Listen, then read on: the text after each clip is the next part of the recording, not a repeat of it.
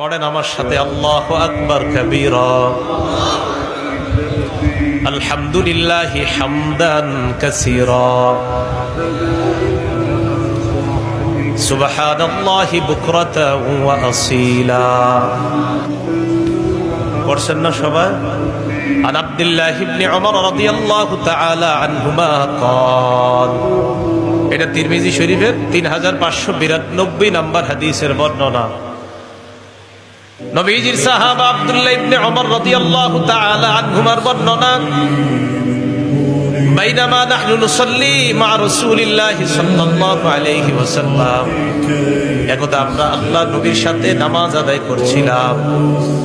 فقال رجل من القوم الله أكبر كبيرا الحمد لله حمدا كثيرا سبحان الله بكرة وأصيلا। এক ব্যক্তি এই তিনটা বাক্য বললেন। আল্লাহর নবী বললেন, মানিল কাইলু কাযা ওয়া কাযা, এই বাক্যগুলা তোমাদের মধ্যে কে বললা? এক ব্যক্তি জবাব দেয়, আনা ইয়া রাসূলুল্লাহ, এই তিনটা বাক্য আমি বলেছিলাম। নবীজি বললেন, আজিবতু লাহা, তোমার এই তিন বাক্য এত দামি, তোমার এই তিন বাক্য শোনার পর আমি নবী নিজেই আশ্চর্য হয়ে গেলাম। তুমি যখন এই তিনটা বাক্য বললা, জানোনি আমি তাকায় দেখলাম ফুতিহাত লাহা আবওয়াবুস সামা, তোমার এই তিন বাক্য আরশে পৌঁছার জন্য আসমানের সবগুলা দরজা খুলে দেওয়া হয়। সময়গুলা অপচয় করবেন না, সময়গুলা কাজে লাগান, একটা মুহূর্ত অপচয় করব না আমরা। ক্বালা রাসূলুল্লাহ সাল্লাল্লাহু আলাইহি ওয়াসাল্লাম, নি'মাতান মাগবুনুন ফীহিমা কাসীরুম মিনান নাস। নবী বলেন, দুইটা নিয়ামতের ব্যাপারে মানুষ বড় উদাসীন। বলেন তো আমরা কয়টা নিয়ামতের ব্যাপারে উদাসীন?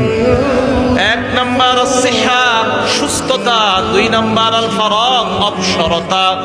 সুস্থ সময় মানুষ গুনাহ করে বেশি, অবসর সময়গুলাকে মানুষ ফেসবুকের মধ্যে কাজে লাগায় দেয়। সুস্থতার সময়গুলা মানুষ শয়তানের ধোঁকায় পড়ে, অবসর সময়গুলা মানুষ অন্যায় কাজে আরিফ বিন হাবিবের বয়াত দেখার নিয়তে ঢুইকা উল্টা পাল্টা জায়গায় ঢুকে যায়। ফেসবুক চালায় অবসর সময়, উসিলা থাকে হুজুর আপনার ওয়াজ শোনার জন্য একটা স্মার্টফোন নিচ্ছে।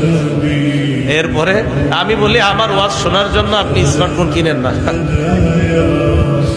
এটা থেকে যদি বেঁচে থাকতে পারেন তো ভালো আছেন আপনি। দুনিয়ার খবর রাখা দরকার আছে না? এই খবর আপনার রাখার কোনো দরকার নাই, মরবেন জান্নাতে যাবেন।